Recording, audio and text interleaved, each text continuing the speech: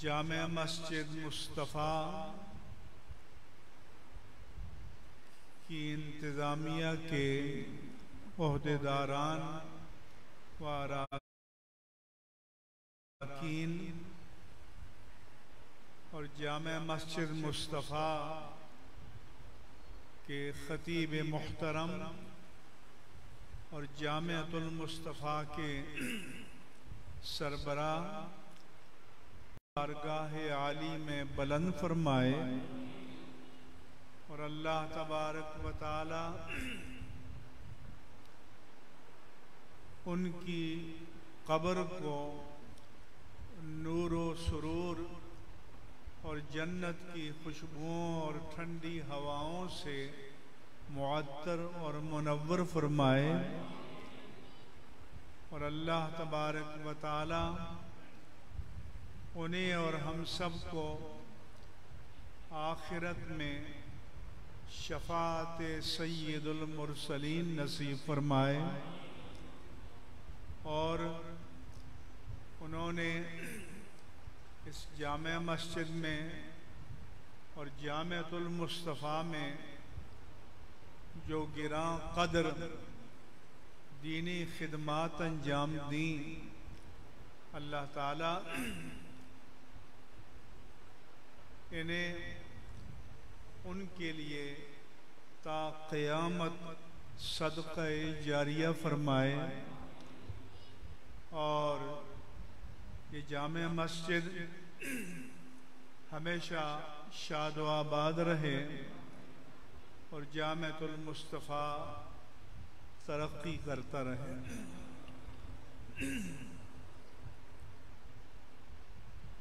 میں علامہ عبدالوارث قادری اشرفی رحمہ اللہ تعالی سے زیادہ متعارف نہیں تھا، مگر جب ہم نے کراچی میں ناموس اہل بیت اطہار اور ناموس صحابہ کرام کی عظیم الشان تاریخی ریلی منعقد کی تو صاحبزادہ ریحان امجد علی نعمانی نے بتایا کہ یہ پورے شاہ فیصل ٹاؤن کے علماء کو جمع کرنے میں، متحرک کرنے میں، منظم کرنے میں ان کا بہت بڑا قائدانہ کردار تھا۔ اس لیے میرے دل میں ان کی محبت تب بھی تھی اور آج بھی ہے۔ وہ دعوتی اور مشنری آدمی تھے۔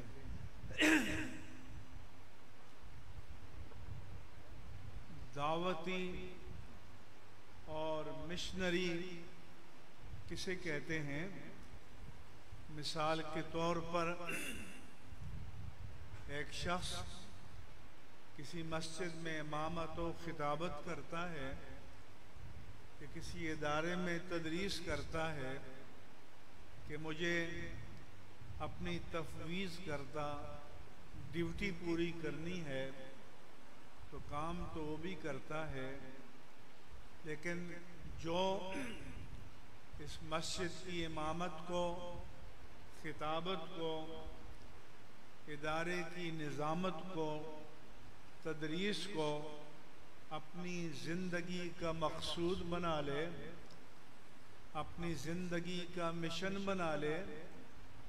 اپنی زندگی کی ساری توانائیوں کو، ساری علمی اور فکری استعداد کو اس کی ترقی کے لیے خرچ کر دے تو ایسا شخص دعوتی اور مشنری کہلاتا ہے۔ اور ایسے لوگ کم پائے جاتے ہیں، نایاب ہوتے ہیں یا کمیاب ہو جائیں۔ اللہ تبارک و تعالی نے قرآن کریم میں فرمایا شہد اللہ انہ لا الہ الا ہو والملائکۃ وَأُولُو الْعِلْمِ قَائِمًا بِالْقِسْطِ۔ اللہ فرماتا ہے کہ اللہ نے گواہی دی کہ فقط اس کی ذات معبود برحق ہے، اور فرشتوں نے بھی گواہی دی، اور علماء نے عدل پر قائم رہتے ہوئے گواہی دی اللہ کی توحید کی۔ تو اللہ تعالیٰ نے عالم کی شہادت کو اپنے فرشتوں اور اپنی ذات کی شہادت کے ساتھ جمع کر کے یہ بتا دیا کہ عالم کی شہادت کا بہت بڑا مرتبہ ہے۔ علماء نے فرمایا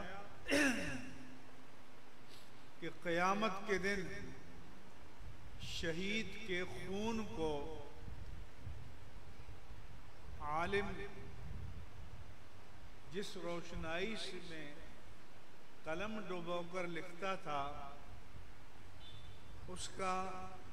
وزن شہید کے خون کے ساتھ کیا جائے گا۔ ترازو کے ایک پلڑے میں شہید کا خون ہوگا اور دوسرے پلڑے میں عالم کی وہ روشنائی ہوگی کہ جس سے اس نے قرآن و حدیث کے احکام کو لکھا۔ تو حدیث میں آیا کہ عالم کے قلم کی جو روشنائی ہے وہ شہید کے خون پر بھاری ہو جائے گی۔ اب آدمی سوچتا ہے کہ شہید نے تو جان دے دی، اللہ کی بارگاہ میں اپنی ساری متاع حیات و کائنات کو اللہ کی راہ میں قربان کر دیا، اس کا تو بڑا مرتبہ ہے۔ اس کے لیے تو اللہ نے فرمایا کہ بل احیاء عند ربہم یرزقون، بلکہ فرمایا کہ ولا تقولوا لمن یقتل فی سبیل اللہ اموات، کہ جو اللہ کی راہ میں شہید ہو جائے، مارا جائے، قتل کیا جائے، اسے مردہ نہ کہو۔ حالانکہ ظاہری معیارات کے مطابق، طبی معیارات کے مطابق وہ وفات پا چکا، وہ اپنی جان آفریں کے سپرد کر چکا، لیکن اللہ نے فرمایا کہ خبردار، نہ تمہیں اسے مردہ کہنے کی اجازت ہے اور نہ اسے مردہ گمان کرنے کی اجازت ہے۔ یعنی تمہارے خواب و خیال میں بھی یہ نہیں آنا چاہیے کہ اللہ کی راہ میں شہید ہونے والا مر گیا ہے۔ بل احیاء عند ربہم یرزقون، وہ زندہ ہیں، اپنے رب کے پاس وہ رزق دیے جاتے ہیں۔ یا بل احیاء عند ربہم ولکن لا تشعرون، اپنے رب کے پاس زندہ ہیں، یہ الگ بات ہے کہ تمہیں ان کی زندگی کا شعور نہیں ہے۔ تو شہید جس کا اتنا بلند مرتبہ ہے کہ جسے قرآن میں بیان کیا گیا، احادیث میں بیان کیا گیا، تو اس کے خون سے عالم کی قلم کی روشنائی کیوں بھاری ہو جاتی ہے؟ اس لیے کہ شہید تو ایک بار جان دے کر اللہ کی احدیت اور اس کی وحدانیت کی شہادت رقم کرتا ہے، مگر عالم کے قلم سے اللہ کی وحدانیت، اس کی جلالت، اس کی عظمت اور اس کے رسول کی عظمت کی جو شہادت رقم ہوتی ہے وہ قیامت تک صفحہ کرتاس پر باقی رہتی ہے، اور وہ قیامت تک دنیا کی رہنمائی کرتی ہے۔ اس لیے اللہ تعالیٰ نے عالم کو یہ مرتبہ اور یہ درجہ عطا فرمایا، اور اس کی شہادت کو اپنے فرشتوں اور اپنی ذات کی شہادت کے ساتھ ملا کر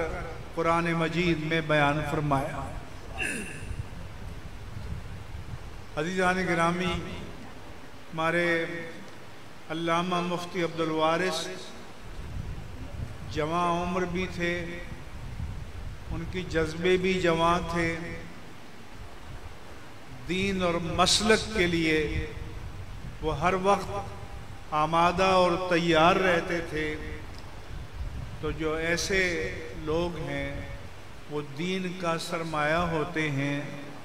امت کا سرمایہ ہوتے ہیں،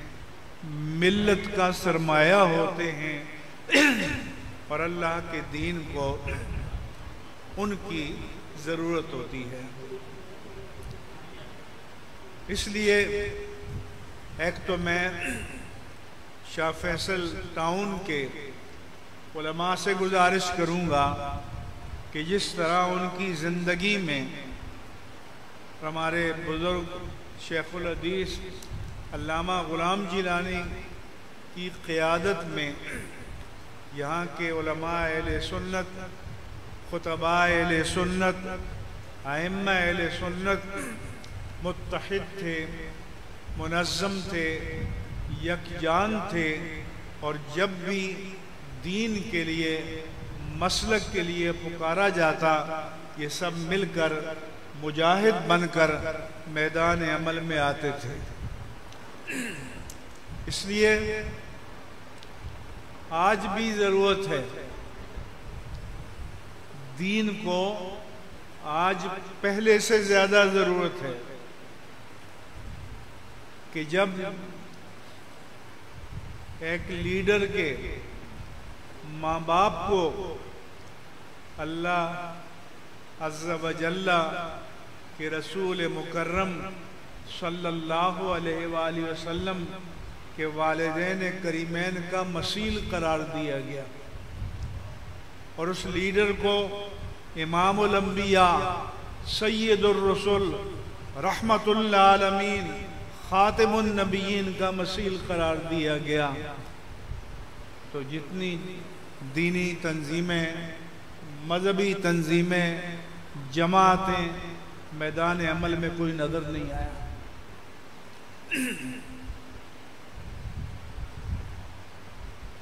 میں نے پیغام دیا تو ان کے نام لے ہوا، ہم نے کہا کہ مفتی صاحب آپ تو بہت اچھے آدمی ہیں، مطلب یہ ہے کہ جو دین کے ساتھ کھڑا نہ ہو وہ بہت اچھا آدمی ہے، جو دین کے ساتھ کھڑا ہو جائے اس سے تکلیف ہے۔ اس لیے صرف ذکر و فکر کی محفلیں منعقد کرنا اور چلے کاٹنا یہ کافی نہیں ہے۔ حدیث پاک میں ہے کہ اللہ تبارک و تعالی فرشتے کو حکم دیتا ہے، اقلب مدینۃ کذا و کذا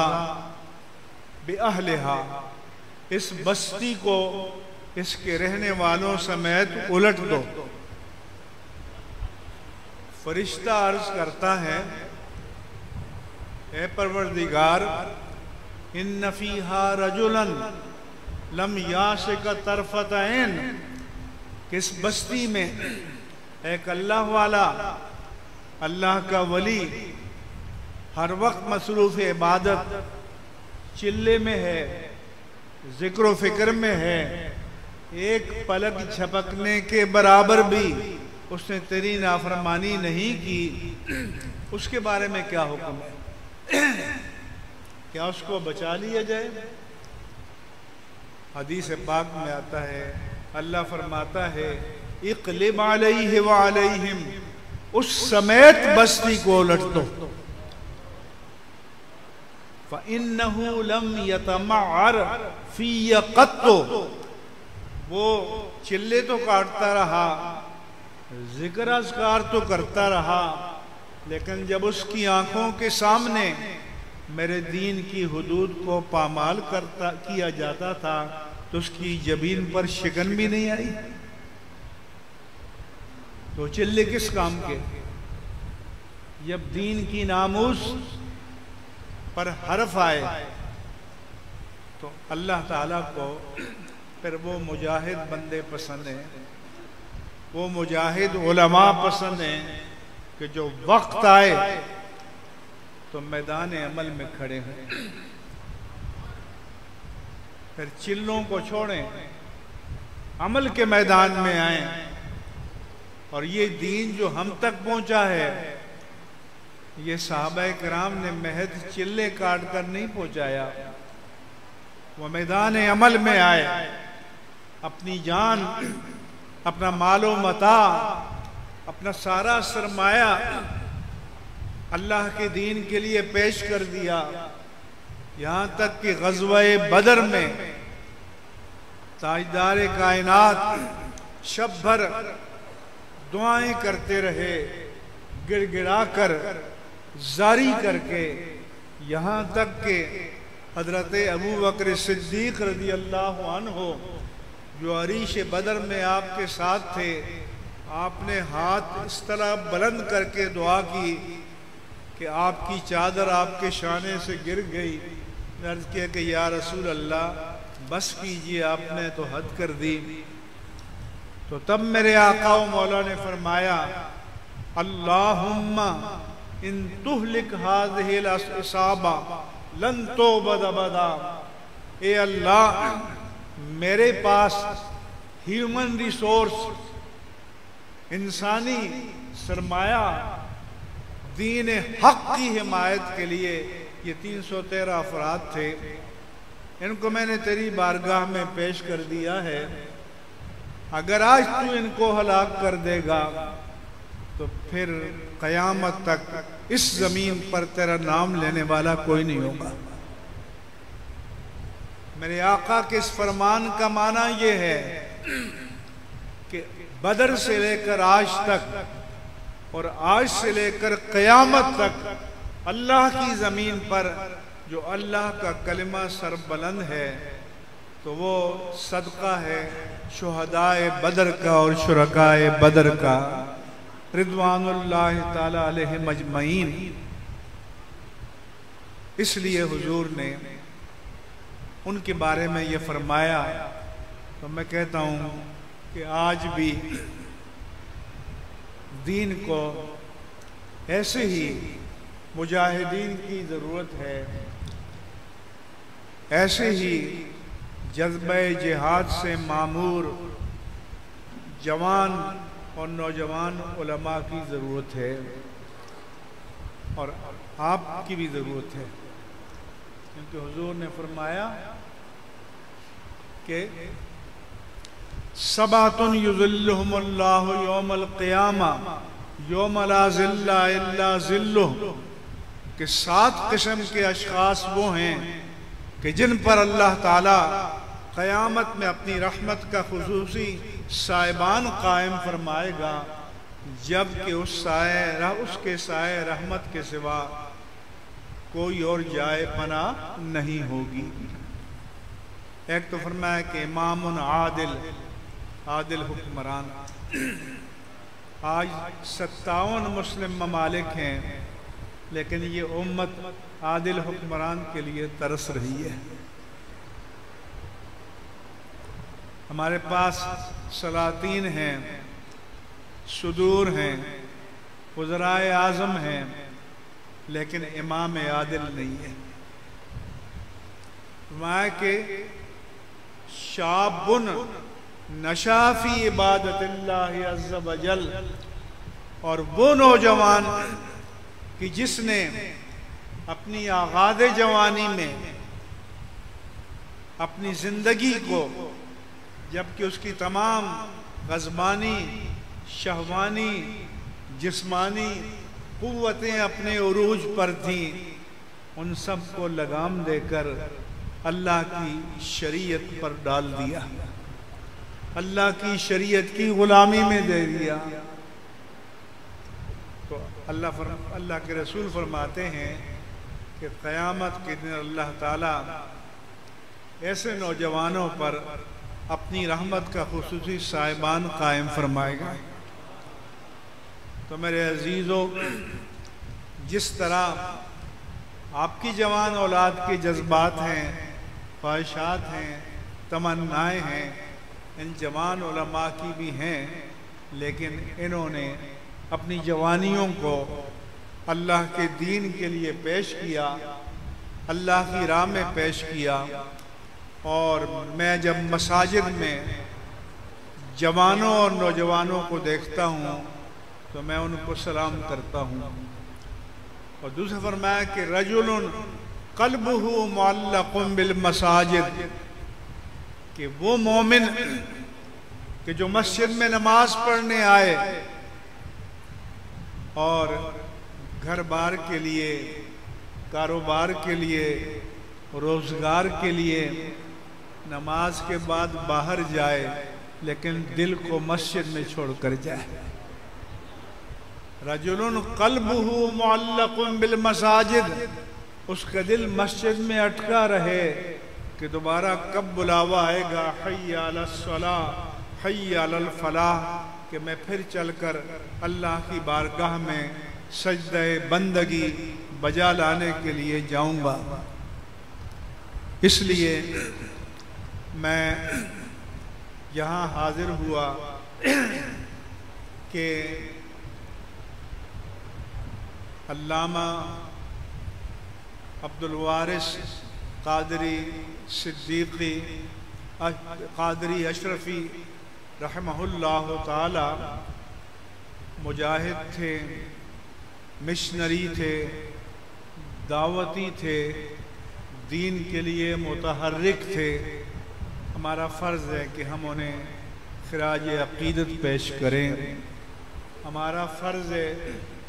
کہ ان کا ذکر تحسین کے ساتھ کریں تاکہ اور نوجوانوں میں بھی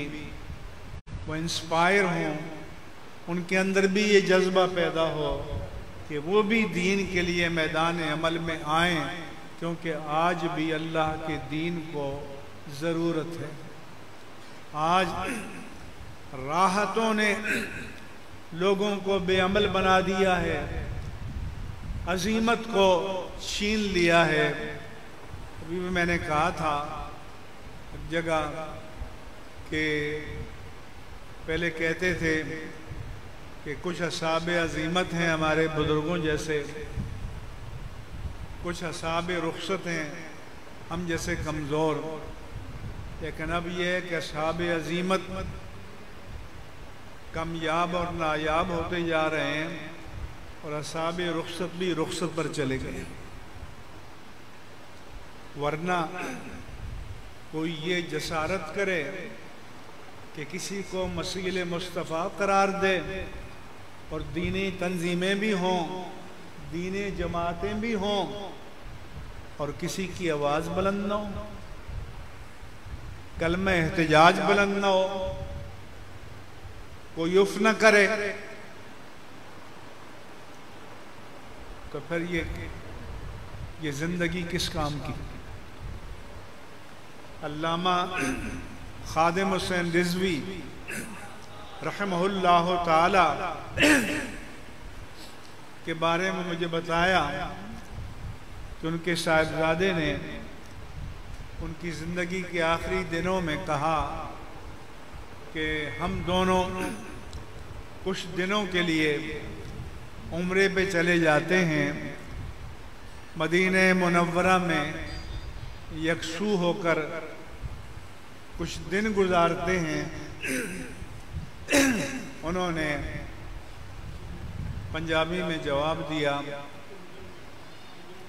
چالیا میں کس منہ نال جاواں گا، میں آقا نوں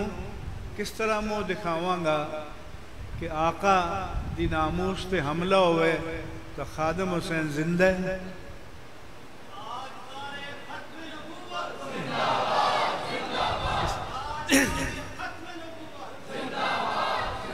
اس لیے